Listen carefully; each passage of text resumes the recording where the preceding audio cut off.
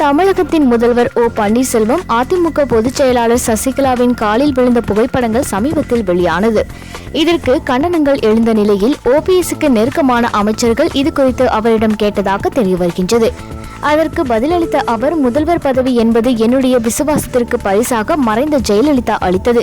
அதன் காரணமாகவே தற்போது 3வது முறையாக நான் முதல்வராக இருக்கிறேன். நான் இப்போது தன்னிச்சையாக செயல்படுவது சிலருக்கு பிடிப்பது இல்லை.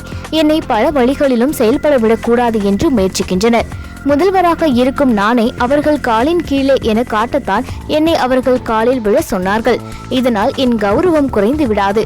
என்னை காலில் விழ சொன்னவர்கள் மேல் தாம் மக்களுக்கு வெறுப்பு ஏற்படும். என் மேல் மக்களுக்கு பரிதாபம் தான் ஏற்படும் என தன்னுடைய நியாயத்தை விளக்கினாராம் ஓ பன்னீர்செல்வம் அவர்கள்.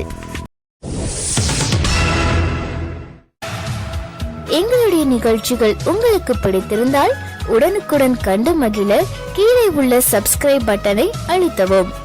எங்களுடைய நிகழ்ச்சிகள் உங்களுக்கு மிகவும் பிடித்திருந்தால் உங்களுடைய நண்பர்களுக்கும் ஷேர் செய்யவும். நன்றி, வணக்கம்.